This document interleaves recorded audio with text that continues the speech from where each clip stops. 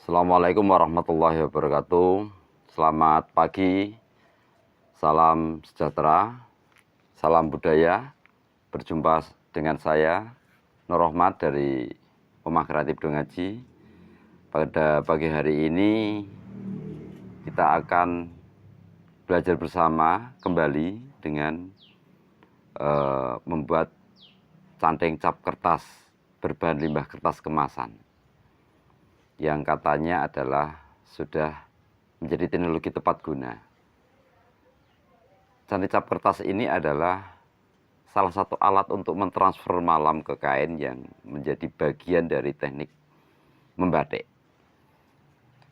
Secara umum batik sudah sangat dikenal begitu ketika pada 2009 2 Oktober telah diakui menjadi heritage atau pusaka dunia.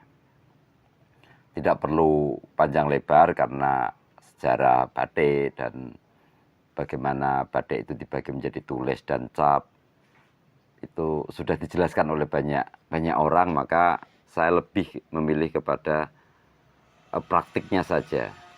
Yang pertama adalah saya ingin menjelaskan bahwa cap kertas ini adalah varian dari bahan-bahan yang ada.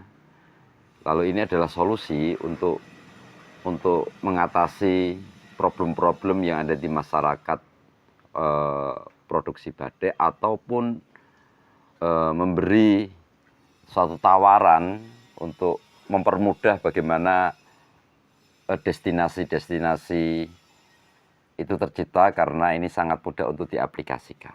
Oke, terima kasih. Yang pertama adalah cap kertas ini memang saya dedikasikan untuk berbahan limbah kertas kemasan, karena sampai kapanpun limbah kertas ini atau limbah itu adalah seksi, dan kita juga ikut menyumbang bagaimana dunia ini tetap bisa long life gitu. Yang pertama saya ingin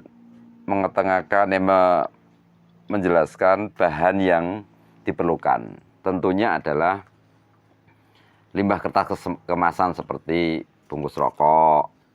Bungkus rokok ini bukan sponsor ya, tapi kebetulan ada di sebelah saya ini ada bungkus rokok. Lalu nanti ada kertas karton. Kenapa saya memilih kertas karton? Karena kalau kita langsung mendesain di alas seperti triplek itu bagi teman-teman yang pemula itu akan kesusahan.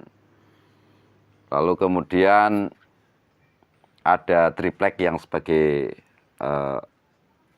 alasnya, penyangga alasnya untuk menempelkan karton ini atau menempelkan nanti ketika cap sudah selesai. Lalu setelah itu alat-alatnya berupa penggaris, cutter,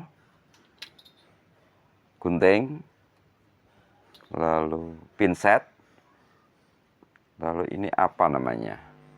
Ya, untuk membuat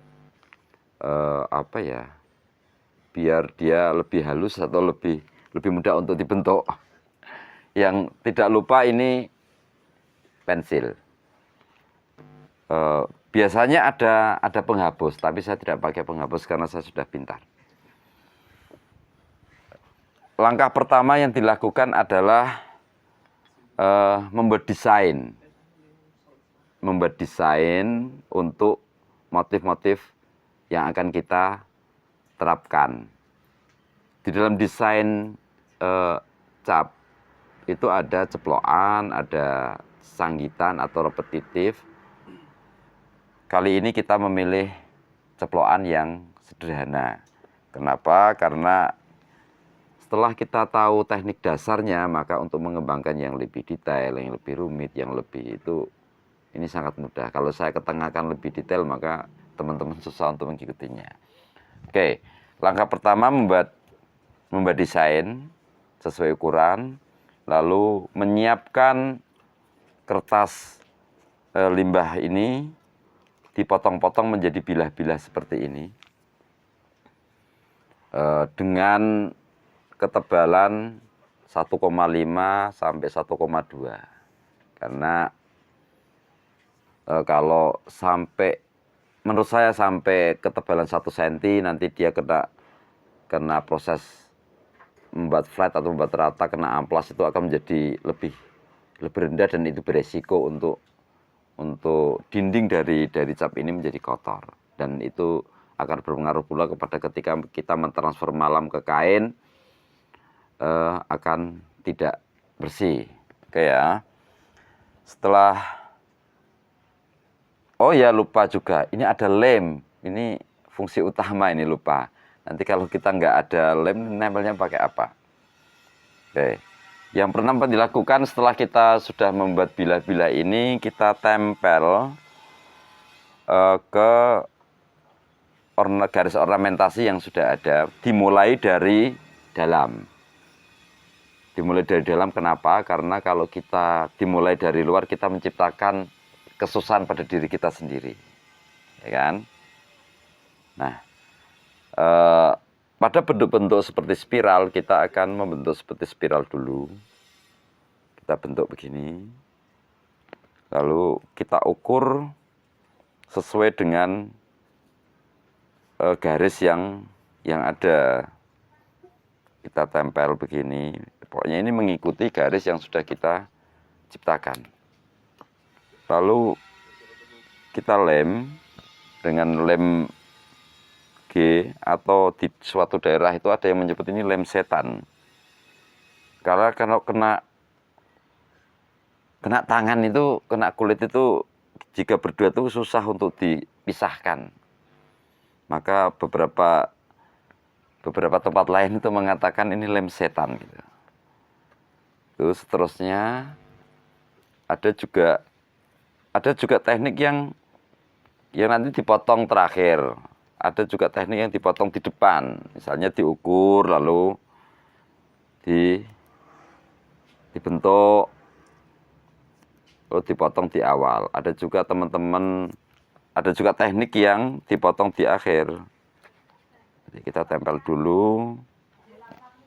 Lem ini sifatnya sangat cair, dan dalam hitungan detik dia akan kembali menjadi kering kembali. Maka biasanya lebih baik itu kita lemnya dari atas, lalu dia akan turun ke bawah. Iyalah, turun ke bawah, karena dia sifatnya air.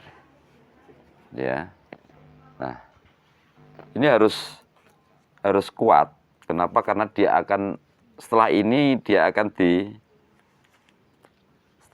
akan diamplas untuk meratakan, karena walaupun karena kita masih belum masinal, kita masih manual, pasti ada human error dalam kita membuat bilah. Itu paling terpaut berapa mili gitu pasti ada. Apalagi nanti dalam pemasangan, kalau kita tidak presisi, maka akan terjadi jeda ukuran, dan itu harus diamplas, diflatkan, supaya cap ini untuk mentransfer malam baik, hasilnya menjadi baik.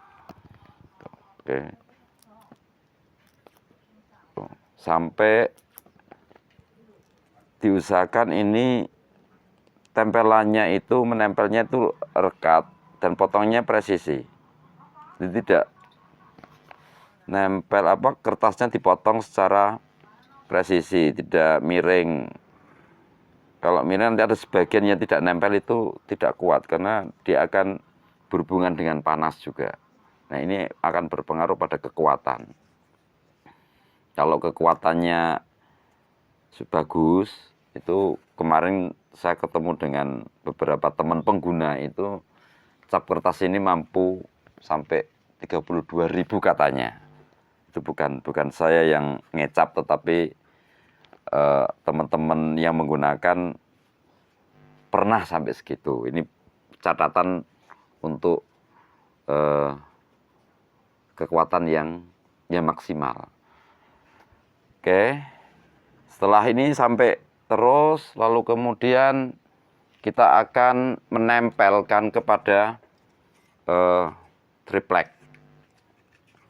Menempel ke triplek agar dia rata, karena kalau pakai pakai karton ini dia akan tidak rata, gelombang gitu, apalagi nanti kena panas.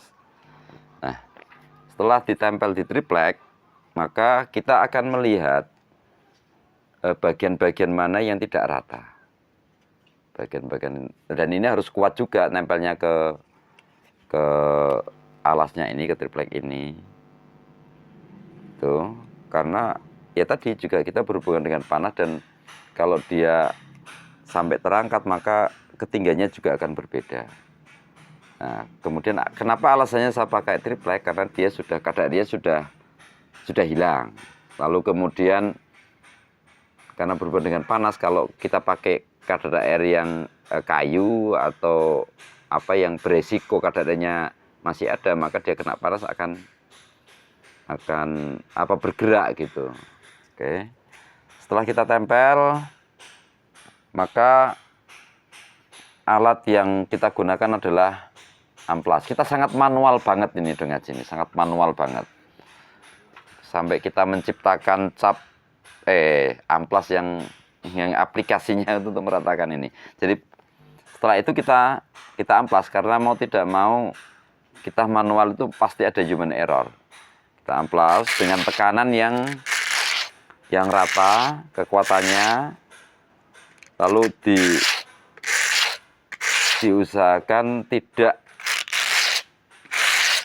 merendah di satu sisi. Terus kita ratakan sampai dia rata, akan sangat kelihatan nanti. Dan pelan-pelan dulu, kemudian dilihat mana yang pola ngelemnya tadi nggak kuat. Tadi kita lihat, kita periksa lagi. Oke, kalau sudah rata, kalau sudah selesai ngamplas, kita tes pakai benda yang rata, atau kalau memungkinkan di kaca gitu, supaya dia memang sangat rata. Beginilah sekelumit tip untuk membuat cap kertas.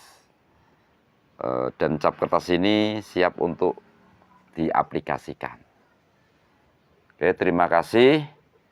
Ini hanya sharing atau belajar bersama sebentar. Semoga ini bermanfaat bagi teman-teman yang terinfluen atau yang ingin. Terima kasih. Assalamualaikum warahmatullahi wabarakatuh. Salam budaya.